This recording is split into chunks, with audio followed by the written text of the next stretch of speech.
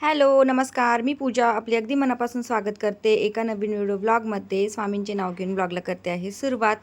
तर ताईंनो, बघा व्हिडिओ घेऊन यायला ना खूप उशीर होत आहे. मला पण माहिती आहे की माझे व्हिडिओ बघण्यासाठी तुम्ही आतुर झालेले असतात. कारण की मी प्रत्येक व्हिडिओमधून तुम्हाला काहीतरी मोटिवेशन देण्याचा प्रयत्न करत असते किंवा बिझनेस रिलेटेड माहिती घेऊन येत असते किंवा तुम्ही स्वतःचा बिझनेस का स्टार्ट करावा, घर बसल्या तुम्ही कोणती बिझनेस स्टार्ट करू शकता त्याच्याविषयी संपूर्ण माहिती मी तुम्हाला देत असते. पण झालं असं आहे ना, की जेव्हापासून मी स्वतःचा बिझनेस स्टार्ट केला आहे ना, तेव्हापासून अशी प्रचंड बिझी होऊन गेलेली ना, की बस. कारण असं कधी वाटलंच नव्हतं, की मी जेव्हा सुरुवात केली ना उलन रंगोली मॅटची बनवायला, तर त्यावेळेस असं वाटलं नव्हतं, की इतका ग्रो होईल माझा बिझनेस आणि एक आयडियामधून दुसरी आयडिया मला सुचत चालेल. आणि जो बिझनेस मी स्वतःसाठी स्टार्ट केला, तो आज मी बऱ्याचशा महिलांसाठी प्रोव्हाईड करत आहे. याचं मला खरं स्वतःचाच अभिमान वाटतो. पण कसं आहे ना, याच्यासाठी मी रात्रीचा दिवस आणि दिवसचा रात्र केलेली आहे. तेव्हा कुठे जाऊन मला हा दिवस आज बघायला मिळालेला आहे. रिस्क घेतली लाईफमध्ये, पण ती सक्सेस झाली असं म्हणायला हरकत नाही. आणि यासाठी माझ्या फॅमिलीने मला खूप मदत केली. माझ्या फॅमिलीचे आणि स्पेशली माझ्या नवऱ्याचे मी खरंच खूप आभार मानेल, की त्यांनी मला कोणत्याही गोष्टीसाठी रोकटोक केली नाही किंवा कोणत्याही गोष्टीसाठी मला म्हटले नाही, की "हे तुला जमणार नाही, तुला होणार नाही तुझ्याकडनं." तर त्यासाठी त्यांचे खरंच मनापासून आभार मानेल. आणि ताईंनो, खरंच व्हिडिओ घेऊन यायला ना उशीर उशीर तर मला खरंच होत आहे. कारण माझं डेली लाईफ मी तुमच्यासोबत शेअर करत नाही आहे. जर मी डेली लाईफ माझं तुमच्यासोबत शेअर केलं ना, तर खरंच तुम्हाला असं वाटेल, की ताई किती प्रचंड कामाचा ताण आहे तुझ्या मागे आणि प्रचंड असं काम आहे, त्यातून तू आमच्यासाठी व्हिडिओ घेऊन येत असते. खरंच खूप छान गोष्ट आहे ही. तर बघा ताईंनो, एकातून एक मी असे एकातून एक अशी बिझनेस मी ट्राय करते आहे. बघा, सुरुवातीला मी मॅट बनवायला सुरुवात केली होती. त्यानंतर रंगोली मॅटसाठी लागणारं मटेरियलची मला रिक्वायरमेंट यायला लागली, की ताई आम्हाला सुद्धा हा बिझनेस करायचा आहे किंवा यामध्ये आम्हाला पण रस आहे. पण याचं मटेरियल आमच्या इथे अवेलेबल होत नाही आहे. तू प्रोव्हाईड करू शकशील का? तर मग म्हटलं चला, आपण तर हा व्यवसाय सुरू करून बराचसा फायदा कमवत आहे. आणि बऱ्याचशा लेडीज अशा आहे, बऱ्याचशा ताई अशा आहे, की त्या घरीच बसलेल्या असतात. त्यांना त्यांच्या मुलामुळे त्यांच्या म्हणजे घरातल्यांमुळे बाहेर जाऊन जॉब करता येत नाही. पण इन्कम करण्याची तर इच्छा आहे.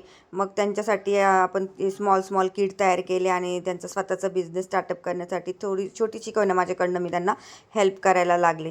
म्हणजे कसं आहे ना, की आपण समजा एखाद्या बिझनेसमध्ये उतरलो ना, तर त्यामधून आपल्याला ना एक एक आयडिया येत चालतात, की आपण यामधून आणखीन काय करू शकतो. तर बघा, आता किटसोबत आपण ट्रेसिंगसुद्धा प्रोव्हाइड करायला लागले. तर बऱ्याच ताई आहेत, की त्यांना परफेक्ट असं त्यांचं डिझाईन नसतं. मग परफेक्ट डिझाईन नसल्यामुळे ना काय होतं, की आपली जी रंगोली मॅट आहे ना, तिला फिनिशिंग येत नाही किंवा तिला आकार व्यवस्थित येत नाही, आपण कितीही काढलं तरी. मग म्हटलं चला, त्यासाठीचे लागणारे जे ट्रेसिंग आहे ते सुद्धा मग मी नंतर प्रोव्हाइड करायला लागले. असं स्टेप बाय स्टेप असं माझं ह्या बिझनेसमध्ये ना मी अशी एक एक स्टेपमधून दुसरी स्टेप अशी मी करत गेले. आणि आता आहे ना, रंगोली मॅट बनवण्यासाठी पण वेळ मिळत नाही. इतका असा लोड वाढून गेलेला आहे ना, की बस.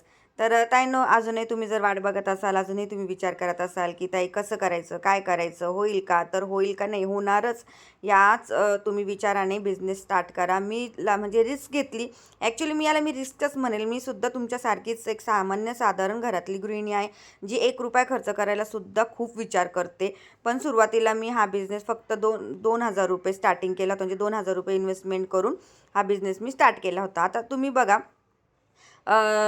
मी ₹1 म्हणजे इन्व्हेस्ट करायला विचार करणारी ₹2,000 म्हणजे इन्व्हेस्ट केले. आणि त्यावेळेस इन्व्हेस्ट केले ना, तर असाच विचार केला, की यामधून जेही काही होईल तयार, ते विकलं नाही गेलं तर मी माझ्या नियर बायला देऊन टाकेल. म्हणजे जसं की रिलेटिव्ह झाले, फ्रेंड्स झाले, यांना एक ॲज अ गिफ्ट म्हणून मी ते देऊन टाकेल. तेवढंच माझं काय असेल ते ₹2,000 वसूल होतील. पण आता आपल्याला जून-जुलैमध्ये ह्या बिझनेसला वर्ष होतील. तर काहीही असा काही फरक पडला नाही. माझे जे ₹2,000 आहे ते पूर्णपणे वसूल पण झाले केव्हाचेच, असं म्हणायला हरकत नाही. तर म्हणूनच मी म्हणते, की मी रिस्क घेतली. पण तुम्ही पण रिस्क घेऊन बघा. लाईफमध्ये रिस्क घेणं खूप महत्त्वाचं असतं. रिस्क घेतल्याशिवाय आपल्याला कळतच नाही, की आपण काय करू शकतोय किंवा काय होणार आहे की नाही आपल्याकडून.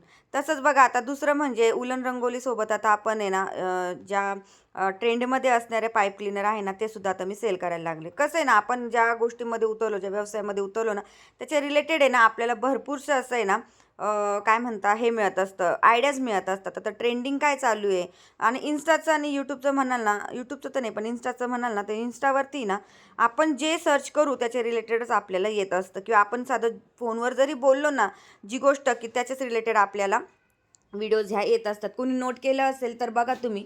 मी तर नोट केलेलं आहे, की मी जेव्हा पण असं एखादं इमोशनल बोलले किंवा मग कोणाचं असं खूप आता टेन्शनमध्ये आहे मी, अशा पद्धतीचं बोलणं जर मी फोनवर केलं ना, त्याच्याच रिलेटेड मला व्हिडिओ हे येत असतात. तर तसंच हे पाईप क्लीनरचं पण आहे.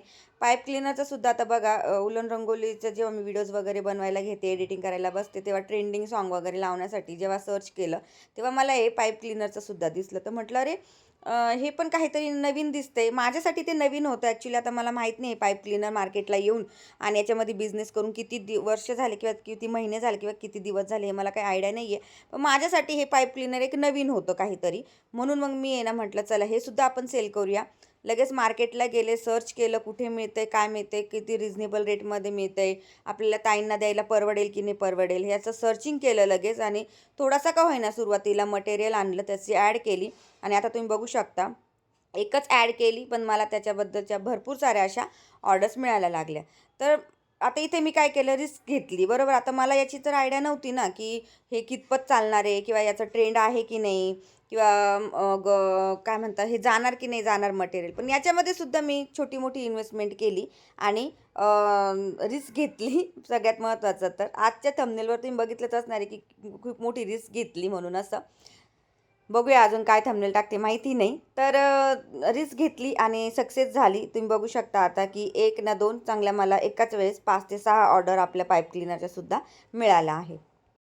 रिस्क घेते, सगळं करते, पण आहे ना मेहनत खूप आहे, प्रचंड अशी मेहनत आहे.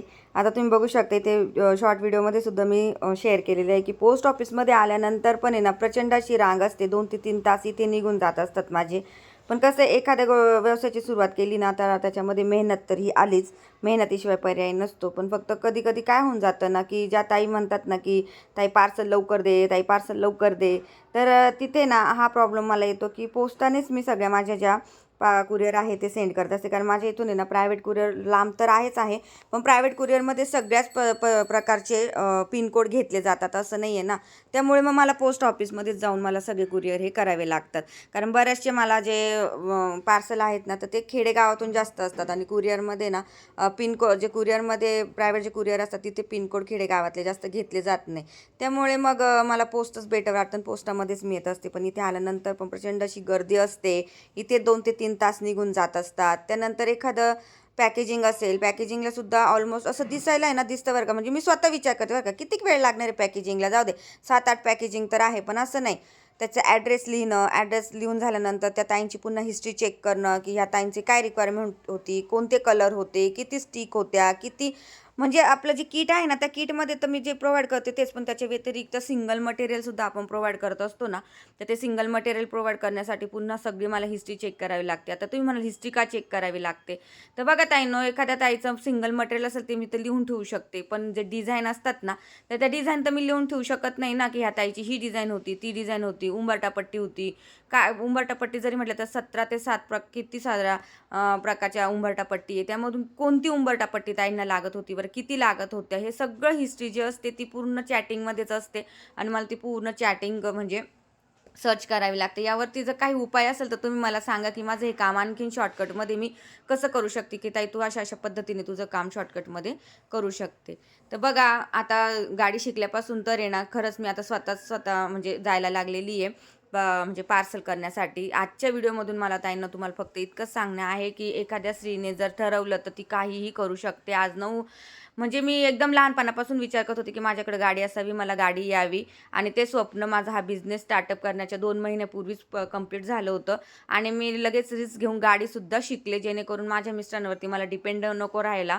कारण ते येतात संध्याकाळी कुरिअर करायचे खूप वांदे होऊन जायचे. लवकरात लवकर कुरिअर होत नव्हतं. म्हणून मी स्वतः गाडी शिकले आणि स्वतः सगळं करायला लागले.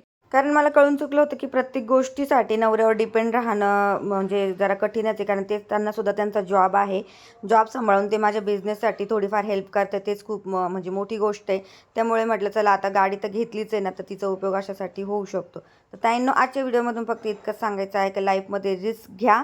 छोटी-मोठी का होईना रिस्क घ्या. रिस्क घेतल्याशिवाय कोणतीच गोष्ट आपली लाईफमध्ये सक्सेस होऊ शकत नाही आणि आपण स्वतः आपल्याला समजणार नाही आहे, की आपण कुठे चुकतोय किंवा काय झालं. ओके, चला भेटू आपण नेक्स्ट व्लॉगमध्ये. आजचा व्लॉग आवडला असेल तर नक्कीच like, share, subscribe. Shri Swami Samarth.